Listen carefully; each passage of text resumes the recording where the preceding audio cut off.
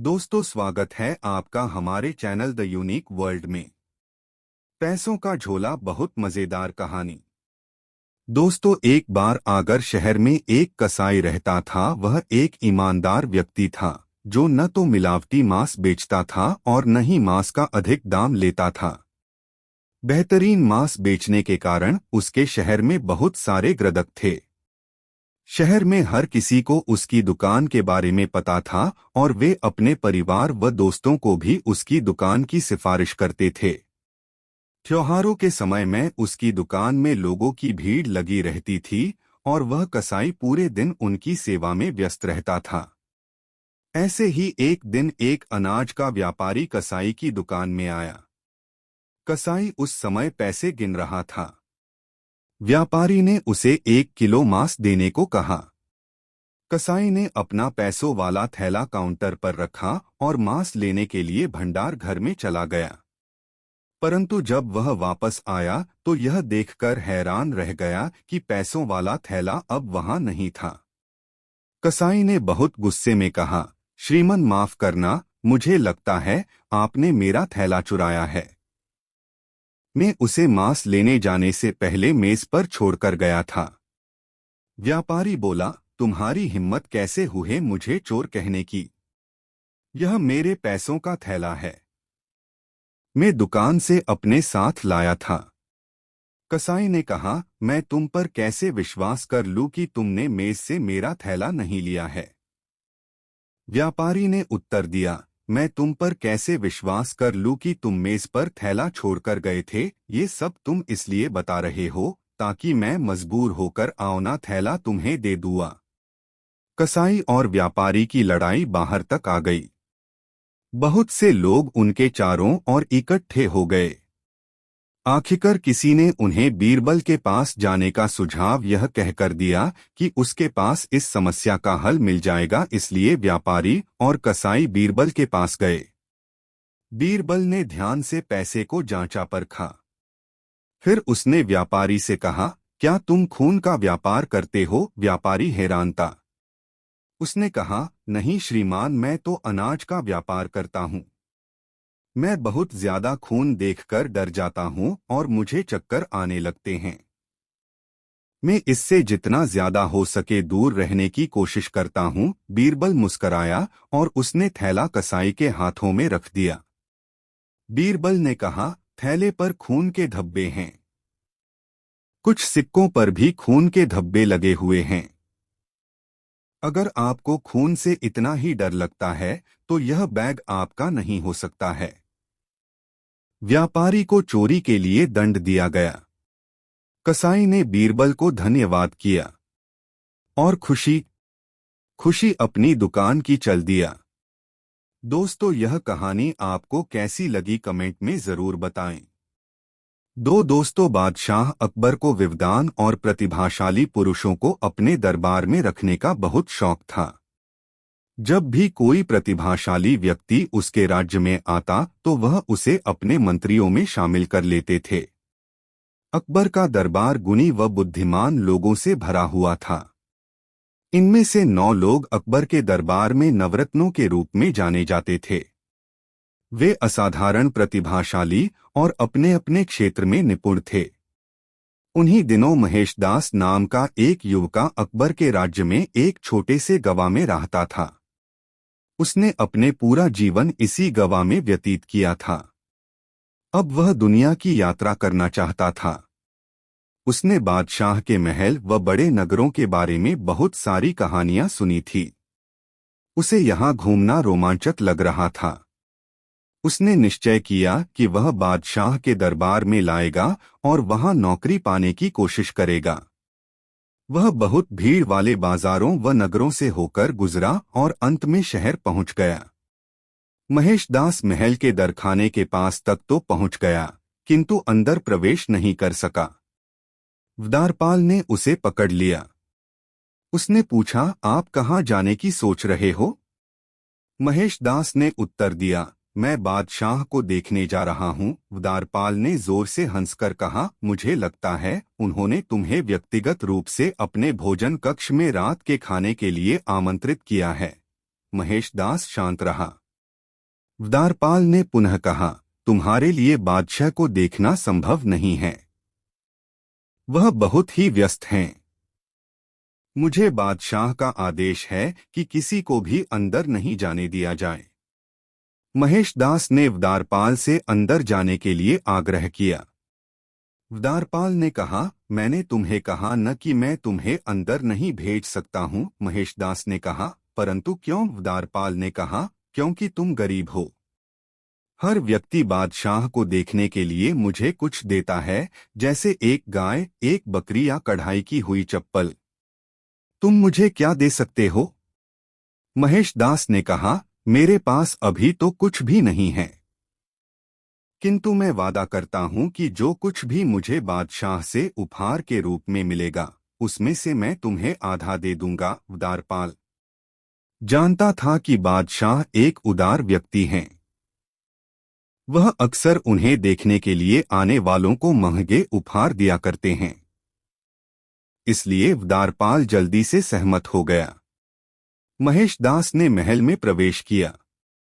वह बहुत महंगे कढ़ाई किए हुए पढ़े व कालीन देखकर हैरान हो गया। पूरा महल लाल बलुआ पत्थरों से बनाया गया था और बेहद खूबसूरती से सजाया गया था। बादशाह अकबर दरबार के बीच में बैठा था। महेशदास ने अकबर के सामने झुककर अभिवादन किया। अकबर ने कहा, तुमने मुझे जो सम्मान दिखाया है उससे मैं बहुत खुश हूँ। बताओ, बदले में तुम्हें मुझसे क्या चाहिए? महेशदास ने कहा, जहांपना, यदि ऐसा है तो मुझे 100 ककोड़े मेरी नंगी पीठ पर बरसाने का इनाम दें। सम्राट बहुत हैरान हो गया। उसने कहा, यह तो बहुत अजीब इनाम है। तुम क्यों मुझसे ऐसा इनाम मांग रहे हो? महेशदास ने कहा, महाराज, जब मैं आपसे मिलने के लिए आ रहा था तो द्वारपाल ने मुझसे कहा कि आपसे जो मुझे प्राप्त होगा उसका आधा मुझे उसे देना होगा। बादशाह अकबर हंस पड़े और बोले, यह एक गंभीर विषय है। इसका मतलब है कि द्वारपाल अपना काम करने के लिए रिश्वत लेता है। इसकी सजा उसे मिलनी चाहिए। द्वारपाल को पकड़कर लाया गया और उसे रिश्वत लेने के अपराध में 100 कोड़े मारने की सजा दी गई। फिर अकबर ने महेशदास से कहा, तुम बहुत ही चतुर व्यक्ति हो। क्यों नहीं तुम मेरे दरबार में मंत्री के रूप में शोभा ढाओ? महेशदास इस अवसर को पाकर बहुत खुश था। उस दिन से बीरबल व उसकी बुद्धि की कहानियां दूर दूर तक व्यापक रूप से फैलनी शुरू हो गईं। दोस्तों, यह कहानी आपको कैसी लगी कमेंट में जरूर बताएं। 3 असली माँ बहुत मजेदार कहानी। सम्राट का कर्तव्य पृथ्वी पर भगवान की छाया के रूप में काम करते हुए अपने राज्य में शांति व्यवस्था स्थापित करना, कमजोरों की रक्षा करना और दुष्टों को दंड देना होता है। अकबर को अपनी निष्पक्षता पर गर्व था। आखिरकार वह शहंशाह था। दुनिया उसकी शरण में थी। एक दिन उसकी शाही अदालत में 2 औरतें एक बच्चे के साथ आई। वे दोनों फूट फूट कर रो रही थीं। पहली औरत ने कहा, जहांपना, यह बच्चा या मेरा पुत्र है। मैं बहुत बीमार थी और इसकी देखभाल नहीं कर सकती थी, इसलिए मैंने इसे अपनी सहेली के पास छोड़ दिया था। किंतु अब जब मैं ठीक हो गई हूं तो यह मुझे मेरा पुत्र देने से इनकार कर रही है। इस पर दूसरी औरत ने चीखकर अकबर से कहा, मेरे भगवान, यह झूठ बोल रही है। यह मेरा पुत्र है और मैं इसकी मां हूं। यह औरत इस तरह की कहानियां सुनाकर मेरे पुत्र को ले जाना चाहती है। अकबर यह निश्चय नहीं कर पा रहे थे कि औरतों को कैसे न्याय दिलाया जाए। उसने अपने सबसे बुद्धिमान मंत्री बीरबल को अदालत में बुलाया। बीरबल ने एक के बाद एक दोनों औरतों की बात सुनी और सिर हिलाया। फिर वह अकबर की ओर झुका और बोला, जहांपना, दोनों ही औरतें इस बच्चे की मां होने का दावा कर रही हैं। इसलिए हम इन दोनों को बच्चा दे देते हैं। बादशाह के साथ साथ अदालत ने भी बीरबल को आश्चर्य से देखा। बीरबल ने द्वारपाल से कहा, इस बच्चे को पकड़कर शाही कसाई को दे दो और उसे इसके 2 भाग करने को कहो। जब दरपाल ने पहली औरत के हाथ से बच्चे को लिया तो वह जोर से चिल्लाई और बादशाह को पैरों पर गिर गई। उसने विनती की, दया मेरे प्रभु, मेरे बच्चे को नुकसान मत पहुंचाओ। दूसरी औरत को ही मेरे बच्चे को रखने दो। मैं अपनी शिकायत वापस लेती हूँ। मैं अपने बच्चे से बहुत प्यार करती हूँ और उसे हानि पहुँचते हुए नहीं देख सकती। बीरबल मुस्कराया और अकबर से बोला, महाराज, यही बच्चे की असली माँ है।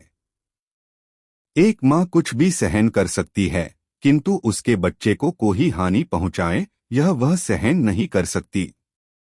अदालत में मौजूद हर किसी ने बीरबल की बुद्धि की सराहना की।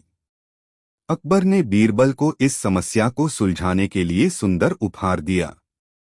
4 अशुभ चेहरा नई मजेदार कहानी।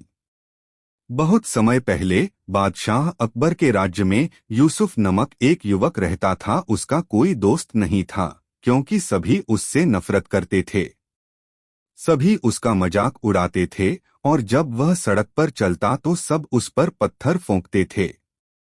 यूसुफ का जीवन दयनीय था। सभी सोचते थे कि वह बहुत ही बदनसीब है। लोग तो यहाँ तक कहते थे कि यूसुफ के चेहरे पर एक नजर डालने से दिखाने वाले व्यक्ति पर भी बदनसीबी आ सकती है। इस प्रकार भले ही लोग यूसुफ से नफरत कराते थे, पर उसकी कहानी दूरदराज तक प्रसिद्ध थी। यह अफवाहें अकबर के कानों तक भी पहुंची। वह जांचना चाहता था कि क्या लोगों का कहना सच है। उन्होंने यूसुफ को दरबार में बुलाया और उससे विनम्रता से बात की। लेकिन उसी वक्त एक दूत ने दरबार में आकर अकबर को सूचित किया कि बेगम गंभीर रूप से बीमार हैं। उस दूत ने कहा, जहांपना, आपसे अनुरोध है कि आप तुरंत रानी साहिबा के कक्ष में चलें। रानी साहिबा बेहोश हो गई हैं और चिकित्सकों को इसका कारण समझ नहीं आ रहा है। अकबर बेगम के पास भागे। वे पूरी दोपहर उनके बिस्तर के बगल में बैठे रहे। शाम को जब रानी साहिबा फिर से बेहतर महसूस करने लगी तब अकबर दरबार में लौट आए। यूसुफ अभी भी उनका इंतजार कर रहा था। यूसुफ को देखते ही अकबर को गुस्सा आ गया। वे गरले तो सारी अफवाहें सच है। तुम वास्तव में मनहूस हो। तुमने बेगम को बीमार बना दिया है। उसने जेल के पहरेदारों को यूसुफ को ले जाने का आदेश दे दिया। बेचारे यूसुफ के पास और कोई चारा नहीं था।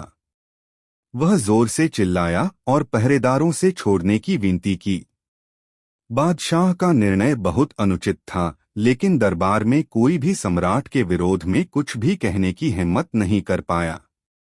अचानक बीरबल वहां गया जहां यूसुफ खड़ा हुआ था और उसके कान में कुछ फुसफुसाया। यूसुफ बादशाह के सामने झुककर बोला, जहां पनाह में कैदखाने में जाने को तैयार हूं, पर आप मेरे एक सवाल का जवाब दीजिए। यदि मेरे चेहरे को देखकर रानी बीमार हो गई हैं, तो मेरा चेहरा आपने भी देख है, तो आप बीमार क्यों नहीं हुए? अकबर को अपनी गलती का एहसास हो गया।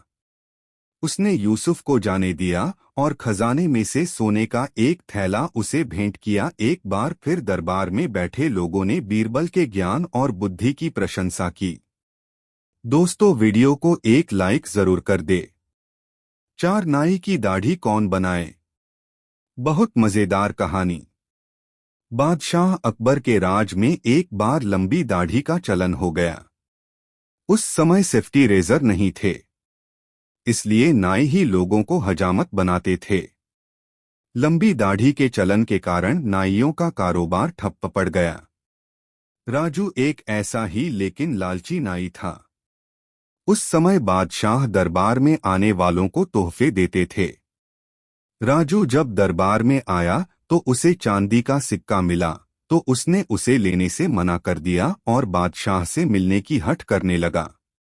उस समय बादशाह भी अपनी प्रजा के प्रति वफादार थे। अकबर आए और नाई से परेशानी पूछी। राजू ने बादशाह को लंबी दाढ़ी के चलन का जिम्मेदार ठहराते हुए उसके व्यवसाय को ठप करने का कारण बताया। बादशाह कुछ नहीं कर सकते थे और सहमत भी हुए क्योंकि यह बात सही थी। उन्होंने ही यह चलन आरंभ किया था क्योंकि उन्हें लगता था लंबी दाढ़ी से वे ज्यादा बुद्धिमान दिखते हैं। राजू ने कहा कि बादशाह उसे आगरा में अकेला नाई घोषित कर उसके साथ न्याय करें। अकबर को भी बुरा लग रहा था, इसलिए उन्होंने एक फरमान जारी किया कि जो स्वयं दाढ़ी नहीं बना सकते वे सिर्फ राजू से ही हजामत बनवाएंगे। आज्ञा की अवहेलना करने वाले को फांसी की सजा दी जाएगी। राजू संतुष्ट होकर घर गया और आगरा का अकेला नाई बन गया। इस बात से उसे ऐसा भी लगा कि वह बिना डर के दाम भी बढ़ा सकता है क्योंकि अब तो वह अकेला नाई है। इससे आगरा के नागरिकों को महंगी हजामत बनवाने के लिए बाध्य होना पड़ा। धीरे धीरे स्वयं हजामत न करने वाले व्यक्ति राजू को मुहमांगा धन देते देते थक गए। उन्होंने पुरोह को अपना नेता बनाकर बादशाह के पास भेजा, पर बादशाह ने तो स्वयं यह फरमान जारी किया था। इसलिए वे बीरबल के पास गए। बीरबल को पूरी कहानी बताई। बीरबल ने फरमान पढ़ा और पुरोह से पूछा, यह फरमान कब जारी किया गया? पुरोह, हुजूर, 8 महीने पहले। बीरबल, क्या राजू की भी दाढ़ी है? पुरोह, हुजूर, यह समय चलन के बारे में बात करने का नहीं है, आप हमारी समस्या का समाधान निकालिए। बीरबल, मूर्ख, मैं वही कर रहा हूं। अब बताओ, क्या राजू दाढ़ी है? पुरोह, मैंने उसे 2 सप्ताह पहले देखा था और तब उसकी दाढ़ी नहीं थी, लेकिन अब है या नहीं मैं विश्वास के साथ नहीं कह सकता। बीरबल, ठीक है। अब जाओ और उसे पकड़कर लाओ, उसे कहना बादशाह मिलना चाहते हैं। मैं भी तुम्हें वहीं मिलूंगा। पुरोह राजू को लेकर बादशाह के पास आया तो बीरबल भी वहीं बैठे थे। बीरबल, राजू, तुमने अपने अनाप शनाप मूल्यों से बहुत धन कमा लिया है। अब अच्छा है कि तुम बादशाह का यह फरमान वापस लेने की बात मान जाओ। बीरबल ने उसे बहुत समझाया, पर वह न मना करता और नहीं मानता। अब बीरबल उसे समझाते समझाते थक गए। बीरबल, राजू जाने से पहले एक बात बताओ, तुमने आखिरी बार हजामत कब बनवाई थी? राजू, हुजूर, मैं हर सुबह अपनी हजामत बनाता हूँ। बीरबल, क्या तुम किसी और नाई के पास जाते हो? राजू, नहीं हुजूर, फरमान के पश्चात आगरा में मैं अकेला नाई हूँ। मैं अपनी हजामत स्वयं बनाता हूँ। बीरबल, जहां पनाह, आपके फरमान के अनुसार राजू को मौत की सजा मिलनी चाहिए। राजू, जहां पनाह, अगर आप मुझे मौत की सजा देंगे क्योंकि मैंने आपकी बात नहीं मानी, तो लोग कभी आपके ऊपर भरोसा नहीं करेंगे। अकबर, बीरबल, क्या तुम्हारा दिमाग खराब हो गया है? मैं राजू के काम से खुश नहीं हूं, लेकिन मैंने फरमान भी जारी किया था। बीरबल, वह ठीक है, लेकिन इसने स्वयं आपके फरमान की अवहेलना की है। आपके फरमान के अनुसार वह केवल उनकी हजामत कर सकता है जो स्वयं अपनी हजामत नहीं कर सकते। अकबर, बिल्कुल सही। बीरबल, तो उसे केवल दूसरों की हजामत बनाने की इजाजत है, स्वयं अपनी नहीं। राजू सन्न रह गया। वह बादशाह की तरफ मुड़ा और बोला, जहां पनाह, लेकिन आपके फरमान के अनुसार अगर मैं अपनी हजामत नहीं करता तो मुझे अपनी भी हजामत करनी पड़ती। जो हजामत नहीं करते वे से हजामत करवाएंगे। तब बीरबल बोले, यह सच है, लेकिन तुमने फरमान नहीं माना क्योंकि फरमान में था केवल वे जो स्वयं हजामत नहीं कर सकते वे राजू से हजामत बनवाएंगे। अगर तुम स्वयं की हजामत करते हो तो तुमने फरमान की अवहेलना की है। राजू सफेद पड़ गया और बोला, जहां पनाह, इस फरमान के अनुसार अगर मैं अपनी हजामत नहीं करता तब भी फंसता, करता तब भी फंसता। कोई बात नहीं अगर मुझे मृत्यु दी जाती है। बादशाह ने राजू की तरफ देखा, तुम्हें तुम्हारे लालच की सजा मिलेगी। तुमने लोगों से हजामत के लिए 5 गुना धन वसूल किया है। पहले मैं कुछ नहीं कर पा रहा था क्योंकि यह मेरा फरमान था। लेकिन मैं तुम्हें मृत्यु की सजा नहीं दूंगा। बीरबल, क्या कोई और रास्ता है? बीरबल बोले, जहां पनाह, यह फरमान केवल आगरा तक सीमित है, इसलिए राजू को आगरा से बाहर निकाल दिया जाए और कानून तोड़ने के लिए उसे माफी दे दी जाए। शिक्षा। इस कहानी से शिक्षा मिलती है कि जो व्यक्ति गलत तरीके से सफलता पाते हैं, एक दिन वे अपने जाल में स्वयं फंस जाते हैं। संतुलित चरित्र के लिए स्वयं पर नियंत्रण आवश्यक है। दोस्तों, वीडियो को एक लाइक जरूर करें। 3 बादशाह अकबर प्रायः भेष बदलकर सैर के लिए निकला करते थे। एक दिन वह बीरबल के साथ भेष बदलकर शहर से बाहर एक गांव में पहुंचे। वहां बादशाह ने देखा कि एक कुत्ता रोटी के टुकड़े को, जो कई दिनों की हो जाने की वजह से सूख कर काली पड़ गई थी, चबा चबा कर खा रहा था। अचानक बादशाह को मजाक सूझा। वह बोले, बीरबल, देखो, वह कुत्ता काली को खा रहा है। काली बीरबल की मां का नाम था। वह समझ गए कि आलमपनाह दिल लगी कर रहे हैं, किंतु इस भावना को दबाकर वे तुरंत बोले, आलमपनाह, इसके लिए तो काली ही नेमत है। नेमत बादशाह की मां का नाम था।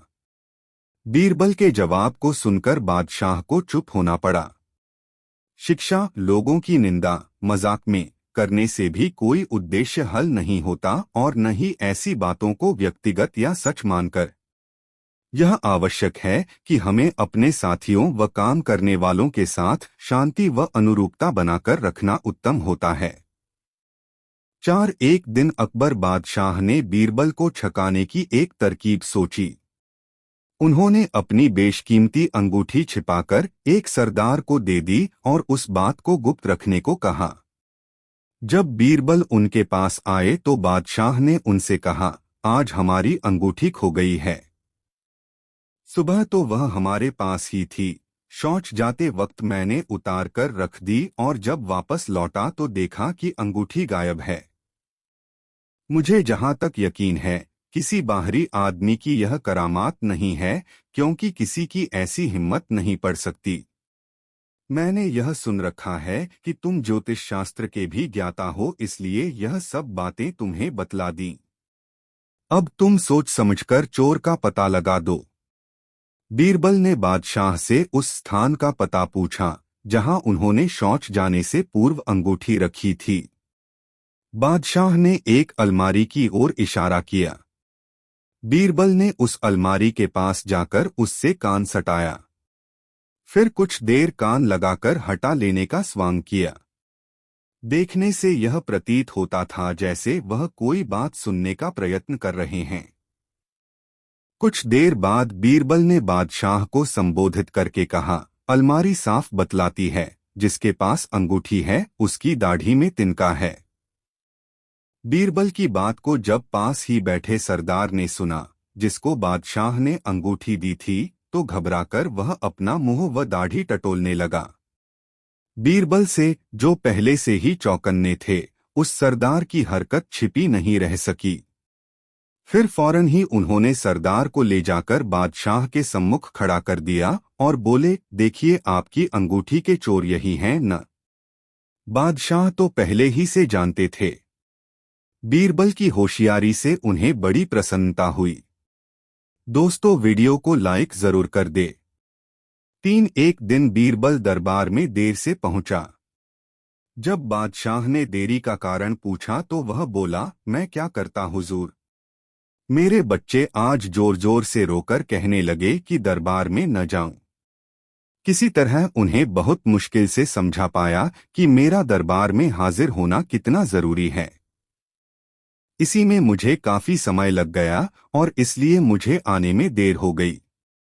बादशाह को लगा कि बीरबल बहानेबाजी कर रहा है। बीरबल के इस उत्तर से बादशाह को तसल्ली नहीं हुई। वे बोले, मैं तुमसे सहमत नहीं हूं। किसी भी बच्चे को समझाना इतना मुश्किल नहीं जितना तुमने बताया। इसमें इतनी देर तो लग ही नहीं सकती। बीरबल हंसता हुआ बोला, हुजूर, बच्चे को गुस्सा करना या डपटना तो बहुत सरल है। लेकिन किसी बात को विस्तार से समझा पाना बेहद कठिन। अकबर बोले, मूर्खों जैसी बात मत करो। मेरे पास कोई भी बच्चा लेकर आओ, मैं तुम्हें दिखाता हूं कि कितना आसान है यह काम। ठीक है जहां पनाह, बीरबल बोला, मैं खुद ही बच्चा बन जाता हूं और वैसा ही व्यवहार करता हूं। तब आप एक पिता की भांति मुझे संतुष्ट करके दिखाएं। फिर बीरबल ने छोटे बच्चे की तरह बर्ताव करना शुरू कर दिया।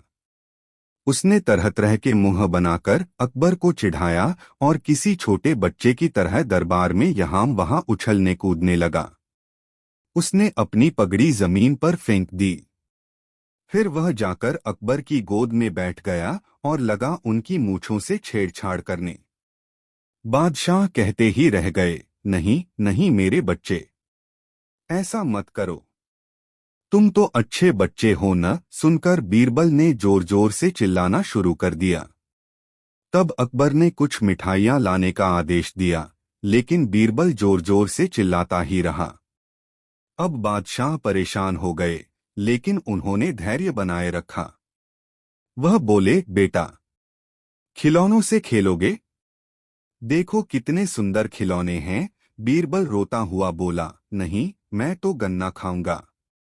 अकबर मुस्कराए और गन्ना लाने का आदेश दिया। थोड़ी ही देर में एक सैनिक कुछ गन्ने लेकर आ गया, लेकिन बीरबल का रोना नहीं थमा। वह बोला, मुझे बड़ा गन्ना नहीं चाहिए, छोटे छोटे टुकड़े में कटा गन्ना दो। अकबर ने एक सैनिक को बुलाकर कहा कि वह एक गन्ने के छोटे छोटे टुकड़े कर दे। यह देखकर बीरबल और जोर से रोता हुआ बोला, नहीं, सैनिक गन्ना नहीं काटेगा, आप खुद काटें इसे। अब बादशाह का मिजाज बिगड़ गया, लेकिन उनके पास गन्ना काटने के अलावा और कोई चारा न था।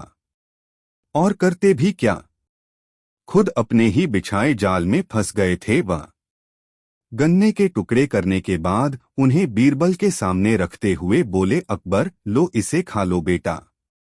अब बीरबल ने बच्चे की भांति मचलते हुए कहा, नहीं, मैं तो पूरा गन्ना ही खाऊंगा। बादशाह ने एक साबुत गन्ना उठाया और बीरबल को देते हुए बोले, लो पूरा गन्ना और रोना बंद करो। लेकिन बीरबल रोता हुआ ही बोला, नहीं, मुझे तो इन छोटे टुकड़ों से ही साबुत गन्ना बनाकर दो। कैसी अजब बात करते हो तुम, यह भला कैसे संभव है? बादशाह के स्वर में क्रोध भरा था, लेकिन बीरबल रोता ही रहा। बादशाह का धैर्य चुक गया।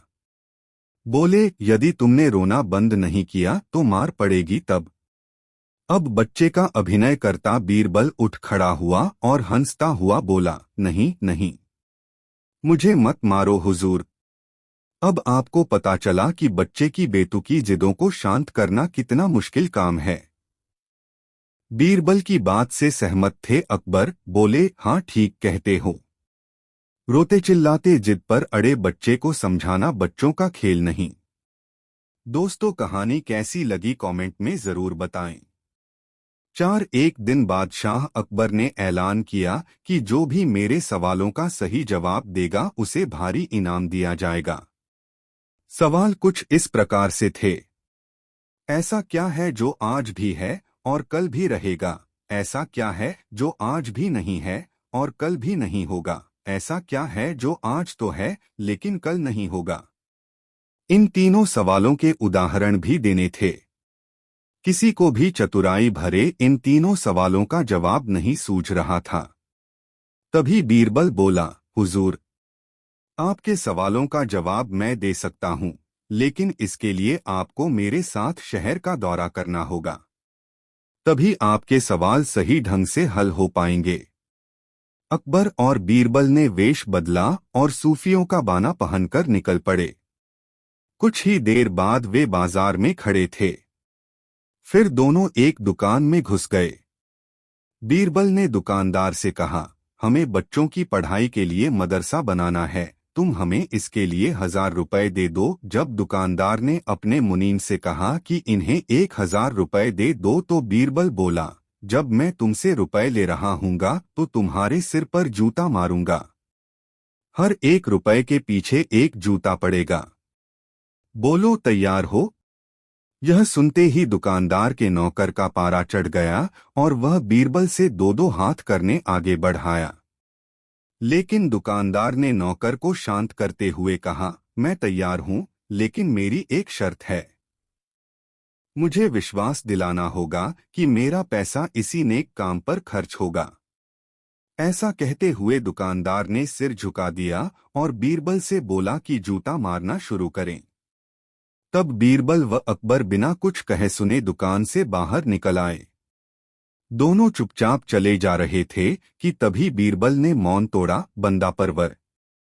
दुकान में जो कुछ हुआ उसका मतलब है कि दुकानदार के पास आज पैसा है और उस पैसे को नेक कामों में लगाने की नीयत भी, जो उसे आने वाले कल भविष्य में नाम देगी।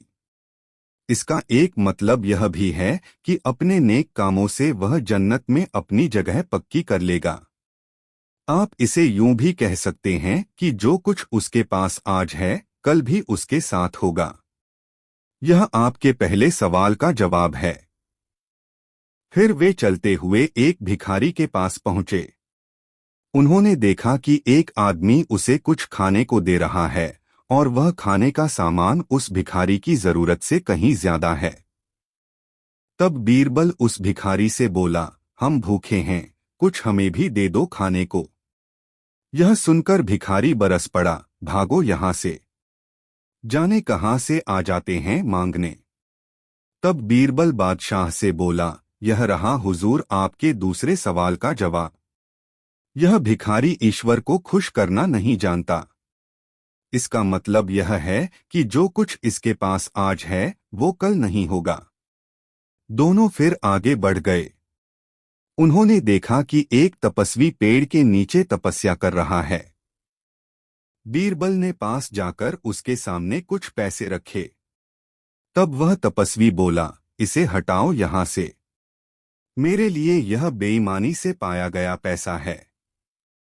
ऐसा पैसा मुझे नहीं चाहिए। अब बीरबल बोला, हुजूर, इसका मतलब यह हुआ कि अभी तो नहीं है, लेकिन बाद में हो सकता है। आज यह तपस्वी सभी सुखों को नकार रहा है, लेकिन कल यही सब सुख इसके पास होंगे। और हुजूर, चौथी मिसाल आप खुद हैं। पिछले जन्म में आपने शुभ कर्म किए थे, जो यह जीवन आप शानो शौकत के साथ बिता रहे हैं, किसी चीज की कोई कमी नहीं। यदि आपने इसी तरह ईमानदारी और न्यायप्रियता से राज करना जारी रखा तो कोई कारण नहीं कि यह सब कुछ कल भी आपके पास न हो। लेकिन यह न भूलें कि यदि आप राह भटक गए तो कुछ साथ नहीं रहेगा। अपने सवालों के बुद्धिमत्तापूर्ण चतुराई भरे जवाब सुनकर बादशाह अकबर बेहद खुश हुए। दोस्तों, वीडियो को लाइक जरूर करें। एक दिन की घटना है कि बादशाह और बेगम दोनों भोजनोपरांत बाग में भूला भूलते हुए सानंद गपशप लड़ा रहे थे। अचानक बेगम की ऊर्ध्ववायु खुली, जिससे बादशाह बहुत चिढ़ गया और बेगम को तुरंत महल से बाहर निकल जाने की आज्ञा दी। बेगम शहर से बाहर एक बाग में कैदी की सूरत में नजरबंद कर दी गई। बादशाह को वही धुन सवार थी। दूसरे दिन जब सवेरे दरबार लगा तो बादशाह ने सभासदों से पूछा, क्या कभी तुम लोगों को भी अधोवायु निकलती है?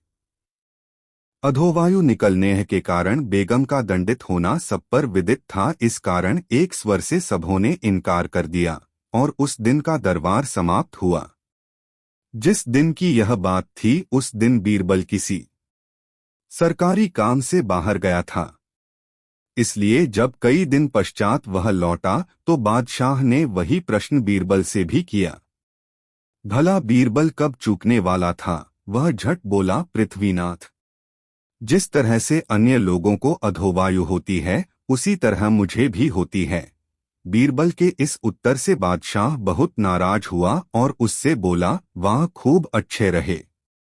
इस सभा में ऐसा एक भी आदमी नहीं है जिसे अधोवायु सरती हो, फिर तुम्हें कैसे सरने लगी?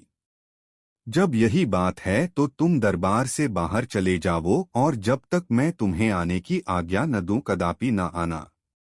बीरबल हाजिर जवाब था, उसे उत्तर प्रत्युत्तर करने में हिचकिचाहट नहीं होती थी। परंतु मौका देखकर काम करना बुद्धिमानों का काम है। बादशाह को अपने ऊपर बहुत नाराज देख वहां से वह तत्काल बाहर चला गया। बेगम को नजरबंद हुए जब बहुत दिन हो गए तो एक दिन वह अपने नजरबंदी के कष्टों से ऊबकर बीरबल को बुलवाया और उससे आजिजी कर बोली, बीरचल, आपकी मदद के बिना मेरा उद्धार नहीं हो सकता। कोई तरकीब निकालकर मुझे इस निविड़ कैद से मुक्त करो। मेरा जीवन असंभव हो रहा है। बीरबल ने कहा, दूसरे की वकालत वही कर सकता है जो निर्दोष हो। मैं तो खुद हो तुम्हारे दोष में शामिल हूँ, तुम्हारी मदद कैसे कर सकता हूँ। बेगम बीरबल को भली भांति जानती थी, अतएव उसकी बात बीच में ही काट कर बोली, बीरबल, तुमको मैं भली भांति जानती हूँ। मेरा दृढ़ विश्वास है कि चाहे बादशाह तुमसे भले ही नाखुश हो, परंतु उनको मना लेना तुम्हारे बाएं हाथ का खेल है। बेगम की इस युक्तिसंगत बात को सुनकर बीरबल खुश होकर उसके कार्यसाधन के निमित्त 10,000 रुपये की मांग पेश की। उसे तत्क्षण 10,000 की थैली समर्पण की गई। बीरबल घर पहुंचकर एक सुनार को बुलवाया। वह अपने काम का बड़ा पक्का था। बीरबल उसको रुपए की एक थैली देकर बोला, सेठ जी, मुझे मोती मंडित सुवर्ण का एक जव की बाली दरकार है, इसलिए आप उत्तम 2 मोतियों को बाजार से संग्रह कर उन्हें सोने में इस प्रकार जड़ों की देखने में हूबहू जव की बाली ही जान पड़े। सुनार कुछ कालोपरांत एक उत्कृष्ट बाली बना लाया। बीरबल उसे देखकर बड़ा प्रसन्न हुआ और उसे कुछ द्रव्य इनाम में देकर विदा किया। आप उस बाली को लेकर बादशाह के महल की तरफ चला। दरबार में पहुंचते पहुंचते आधा दिन ढल गया। पहरदारों से अपने आने का संदेशा बादशाह के पास यह भेजा कि, पृथ्वीनाथ, मैं एक बड़े आवश्यक कार्यवश आपसे मिलने आया हूँ, यदि आज्ञा हो तो अंदर आऊं। बादशाह ने आज्ञा देकर बीरबल को दरबार में बुलवा लिया। बीरबल बादशाह के पास पहुंचकर नियम अनुसार सलाम कर बगल में बैठ गया और मोती उसके हाथ में देकर बोला, गरीब परवर, यह मोती का बीज एक बाहरी व्यापारी लेकर आया था, जिससे मैंने बड़ी कठिनता से प्राप्त किया है। इसमें एक खास खसूसियत यह है कि यदि कोई पाक साफ आदमी इसको अच्छी जमीन में बोएगा तो इसी के समान और बहुत सी मोतियां पैदा होंगी। मैंने देखा कि यह काम सिवा आपके दूसरा कोई न कर सकेगा, अतएव आपकी सेवा में लेकर उपस्थित हुआ हूँ। कृपया इसको किसी अच्छी जमीन पर बो दीजिए, आपको आगे चलकर इससे बड़ा लाभ होगा। बादशाह उसकी बात मानकर तुरंत आज्ञा दिया, बीरबल, इसके योग्य जमीन ढूंढकर सूचना दो। परवाने में यह भी लिखा था कि जिस जमीन को बीरबल इस कार्य के लिए पसंद करेगा, वह चाहे बड़ी आलीशान मकानों से ही क्यों न सुशोभित की गई हो, तुरंत साफ करा दी जाएगी। बीरबल की खूब बन आई। उसने अपने पुराने वैरियों के मकानातों को आर्डर देकर तोड़वा दिया। कितने लोगों ने तो बीरबल के आतंक से बचने के लिए बड़ी बड़ी रकमों की घूसें दी। पहले वह नाक भौं सिकोड़कर लोगों को टरकाता, परंतु जब न मानते और बहुत मिन्नत करते तो किसी से कम और किसी से बेस लेकर उनका मकान छोड़ देता। जब बीरबल का खासी रकम मिल गई तो बड़े बड़े महलों को गिरवाना बंद कर दिया। बाद को गरीबों की झोपड़ियों का चौगुनी कीमत देकर कुछ झोपड़ियां गिरवाकर एक खासी चौरस जमीन बना ली और उसे खूब जोतवाकर उसमें उत्तम प्रकार की खाद डलवा दी। पंक्ति से आवपाशी कराकर उसको भली भांति सिंचवाकर खेत को दुरुस्त करवा लिया। जब बीज बोने के काबिल खेत तैयार हुआ तब बीरबल ने एक दूत द्वारा बादशाह के पास खबर भेजी, पृथ्वीनाथ, आपका खेत तैयार हो गया है, अब आप सभा सदों के सहित पधार कर खेत का मुलाहिजा फरमावें। बीरबल उस मोती के बीज को लेकर सभा के सन्मुख आया और उसे बादशाह को दिखाकर बोला, हुजूर, इस बीज को बोने वाला खूब पाक साफ मनुष्य होना चाहिए, जिससे दुर्गंधी आती होगी उसके बोने से बीज से हरगिज मोतो नहीं उगेगी। इसलिए जिसके शरीर से कभी वायु न सरती हो वह इसको बोए।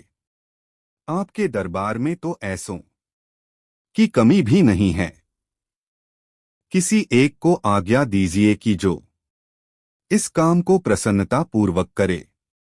बादशाह ने एक एक कर अपने सभी उपस्थित सभासदों से पूछा, परंतु कोई बीज बोने के लिए हामी न हुआ। लगभग हजारों की संख्या में लोग उपस्थित थे, पर सबों ने नहीं कर दिया। कारण कि यदि कोई यह कहकर कि मुझे हवा नहीं सरती, मोती बोने का साहस करता और कहीं बाद में मोती न उगती तो उसकी गर्दन मारी जाती। तब बादशाह ने बीरबल को बीज बोने के लिए कहा। बीरबल बोला, पृथ्वीनाथ, यह तो मैं आपसे पहले ही कह चुका हूं कि मुझको वायु सरती है। आपके सामने बहुतेरे लोगों ने इस बात की साक्षी दी है कि उनको वायु नहीं सरती, तो बड़े अफसोस की बात है कि बीज बोने के लिए कोई तैयार क्यों नहीं होता। श्रीमान को भी वायु नहीं सरती, अतएव अब इस काम को स्वयं आप ही करें तो कितना उत्तम हो। बादशाह बीरबल के प्रस्ताव को यह कहते हुए अस्वीकार कर दिया कि मुझे भी तो वायु सरती है। इस संसार में ऐसा एक भी मनुष्य न निकलेगा जिसे वायु न सरती हो। तब बीरबल ने मौका देखकर कहा, पृथ्वीनाथ, जब यही बात है तो बेगम और मैंने ऐसा कौन सा अपराध किया था जिसके लिए हम दंडित किए गए। बीरबल की इस युक्ति से बादशाह का गुस्सा शांत हो गया और बेगम को महल में बुलवाने की आज्ञा दी। बीरबल भी दीवान पद पर नियुक्त किया गया। 5 खूबसूरत बच्चा नई मजेदार कहानी। एक बार बादशाह अकबर ने दरबार में यह घोषणा करवाई कि उनका पोता पूरे देश में सबसे सुंदर बच्चा है। वह अपने नवजात पोते को बहुत प्यार करते थे। अकबर अपने पोते से इतना अधिक प्यार करते थे कि उस बच्चे के जन्म के बाद अकबर मुश्किल से सम्राट के रूप में अपने कर्तव्यों पर ध्यान केंद्रित कर पा रही थे। वह बच्चे के साथ पूरा दिन खेलते रहते थे। इससे सभी मंत्री बहुत परेशान हो गए। इसलिए जब अकबर ने कहा कि उसका पोता देश का सबसे सुंदर बच्चा है, तो बीरबल ने कहा, जहांपनाह, कृपया नाराज न हुआ। राजकुमार निसंदेह बहुत खूबसूरत हैं, पर मेरे ख्याल से और भी बच्चे हैं जो इनसे भी ज्यादा सुंदर हैं। अकबर ने जब यह सुना तो वे बहुत क्रोधित हुए। उसने कहा, तुम ऐसा कैसे कह सकते हो? मैं सभी मंत्रियों को यह आदेश देता हूं कि वह उस बच्चे को लेकर आएं जिसे वह सबसे ज्यादा सुंदर समझते हैं। यदि वह बच्चे मेरे पोते से ज्यादा सुंदर हुए तो मैं सहमत हो जाऊंगा, जैसा बीरबल ने कहा है।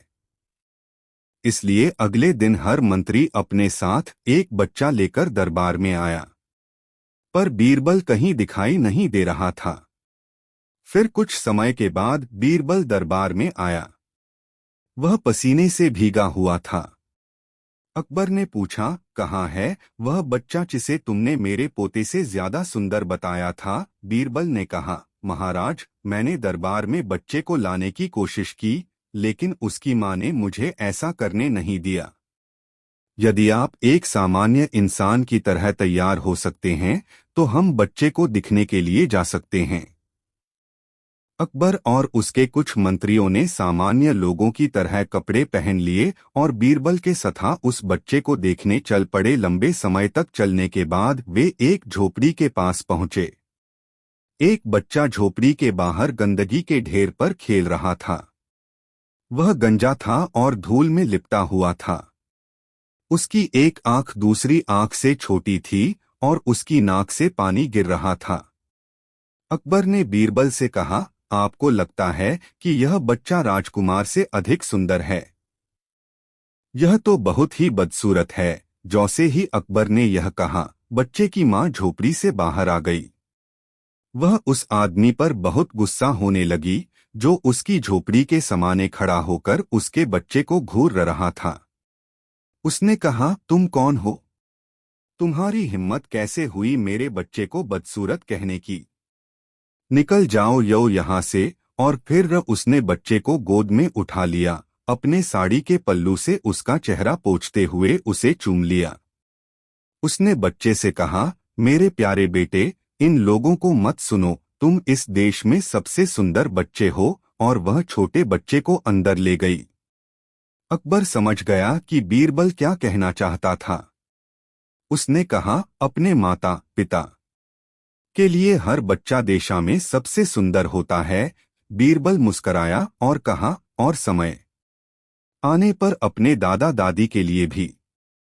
दोस्तों, यह मज़ेदार कहानी आपको कैसी लगी कमेंट करके ज़रूर बताएं। ऐसी और कहानी के लिए हमारे चैनल द यूनिक वर्ल्ड को सब्सक्राइब ज़रूर कर ले और यह वीडियो अपने दोस्तों को ज़रूर शेयर करें। वीडियो देखने के लिए धन्यवाद।